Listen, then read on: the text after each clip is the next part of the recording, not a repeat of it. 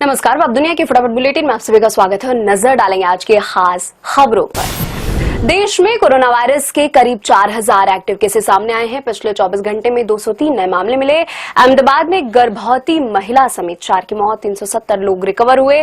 Corona संक्रमण से देश में अब तक 34 की मौत हो गई है। देश में कोरोना के सबसे ज्यादा 1435 मामले केरल में हैं। दूसरे नंबर पर महाराष्ट्र है। असम सीएम हिमंता बिश्वा शर्मा का बड़ा बयान। ब्रह्मपुत्र एक ऐसी नदी है जो भारत में बढ़ती है, घटती नहीं है। उन्होंने कहा, ब्रह्मपुत्र के कुल जल प्रवाह में चीना का योगदान केवल 30 से 35% है। अगर चीन कभी ब्रह्मपुत्र के जल को कम भी कर देता है तो वह भारत के लिए मददगार हो सकता है। हर वर्ष असम में आने वाली भीषण बाढ़ लाखों लोगों को विस्थापित करती है और भारी तबाही लाती है। वह पाकिस्तान के उस सवाल का जवाब दे रहे थे, अगर चीन ब्रह्मपुत्र का पानी दे दिया गया तो क्या होगा। पूर्वोत्तर के 6 राज्यों में बाढ़ तेजी से आगे बढ़ रहा है। दक्षिण पश्चिम मानसून मुंबई में रुक गया है। अब 10 जून तक यहां बारिश की संभावना बहुत कम है। असम समेत 6 पूर्वोत्तर राज्यों में बाढ़ की स्थिति गंभीर बनी हुई है। बाढ़ एवं भूस्खलन में जान गंवाने वाले लोगों की संख्या 36 पर पहुंच गई है। असम में बाढ़ से 5.5 लाख लोग प्रभावित हुए हैं।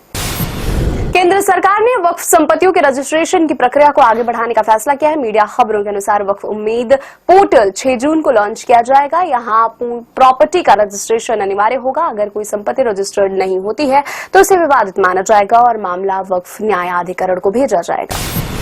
इंडिगो के एक उड़ान के करीब 175 यात्री सोमवार को उस वक्त बाल बाल बच गए जब एक पक्षी विमान से टकरा गया। इसे आपात स्थिति में यहां बिरसा मुंडा हवाई अड्डे पर उतारना पड़ा। सभी यात्री और चालक दल के सदस्य सुरक्षित है। विमान एयरबस 320 को नुकसान पहुंचा है।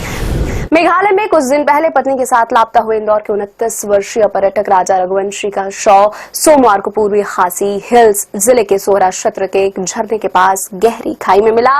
मृतक के रिश्तेदारों ने मृतक के दाहिने हाथ पर राजा लिखे टैटू के आधार पर शव की पहचान की। उसकी पत्नी सोनम की तलाश जारी है। रूस और यूक्रेन के प्रतिनिधिमंडलों के बीच नए दौर की प्रत्यक्ष शांति वार्ता टर्की में समाप्त हो गई। 1 घंटे से कुछ अधिक समय तक चली बैठक में रूसी प्रतिनिधिमंडल ने युद्ध रोकने के प्रस्ताव को खारिज कर दिया। युद्ध बंदियों की अदला बदली की तैयारी। मुंबई नगर निकाय ने करीब 6 समुद्र तटों पर तैनाती के लिए तुर्की निर्मित रोबोटिक लाइफ बॉय खरीदने की उम्मीद योजना रद्द कर दी है। यह निर्णय ऐसे वक्त में लिया गया है जब पाकिस्तान को समर्थन देने की वजह से तुर्कियों को भारत की ओर से कड़ी आलोचना का सामना करना पड़ रहा है। कोलकाता में इस्कॉन की रथ यात्रा के दौरान इस्तेमाल किए जाने वाले भगवान जगन्नाथ के रथ में नए पहिए लगाए गए हैं। ये पहले सुखोई लड़ाकू विमानों के लिए इस्तेमाल किए जाते थे। इससे पहले 48 साल तक रथ में बोइंग विमानों के लिए इस्तेमाल किए जाने वाले पहिए लगे हुए थे।